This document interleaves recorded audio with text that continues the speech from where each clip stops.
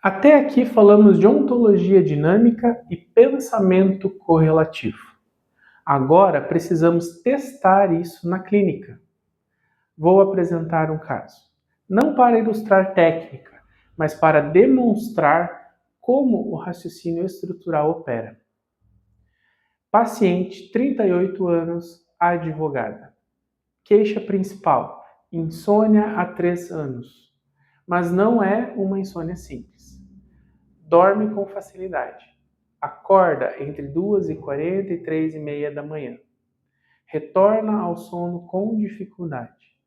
Relata a sensação de calor no final da tarde, mas pés frios ao deitar. Menstruação regular.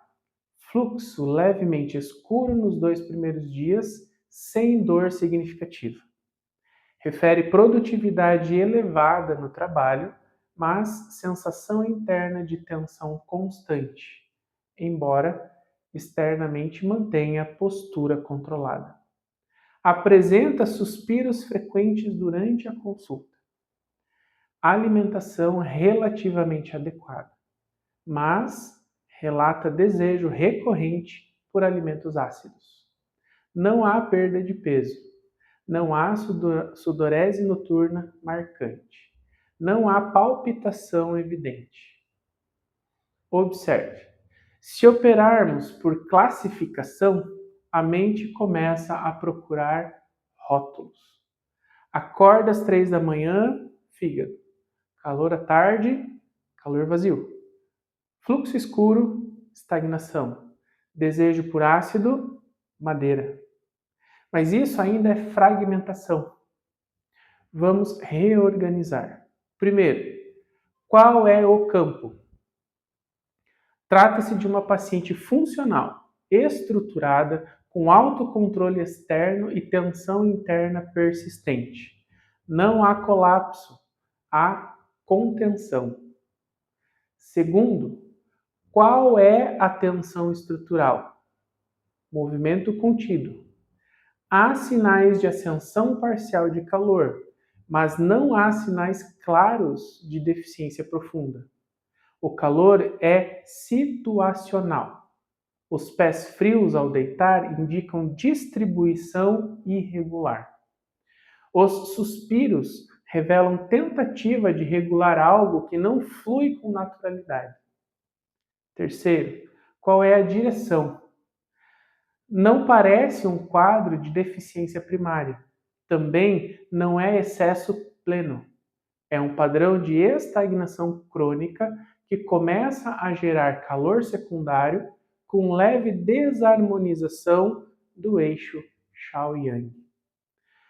Não porque acorda às 3 da manhã, mas porque o padrão global sugere tensão entre interiorização e exteriorização do movimento. Percebe a diferença? O horário isolado não diagnostica nada. Ele ganha sentido dentro da organização. Agora, antes mesmo de tocar o pulso, já existe uma hipótese estrutural.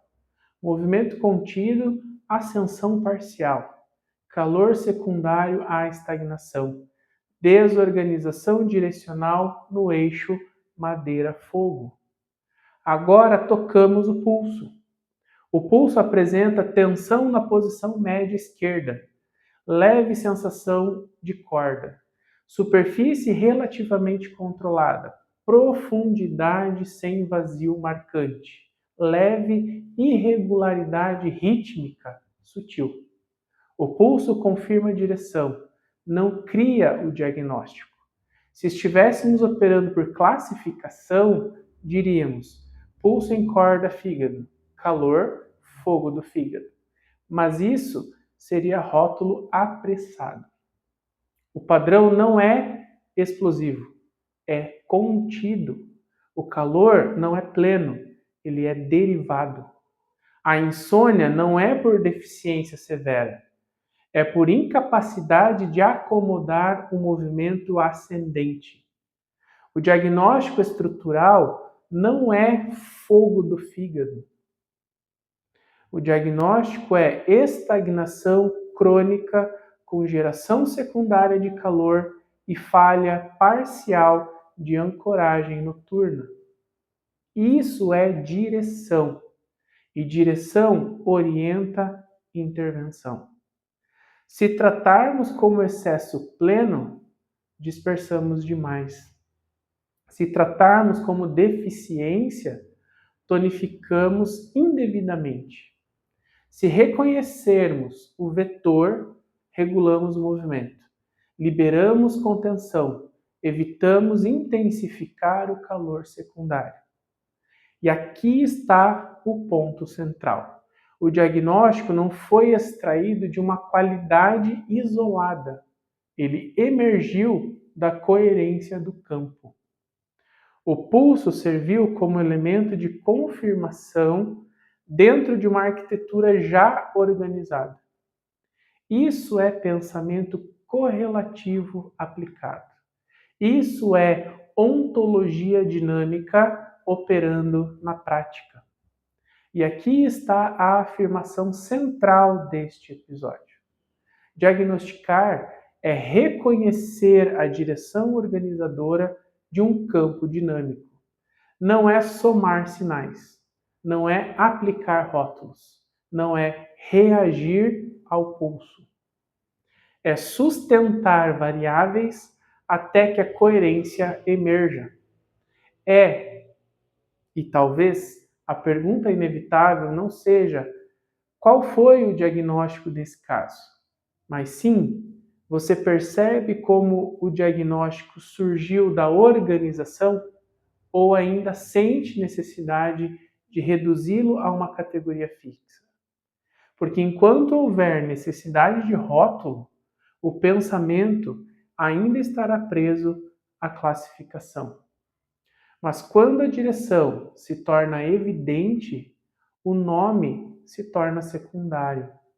E é nesse momento que a pulsologia deixa de ser técnica e passa a ser consequência.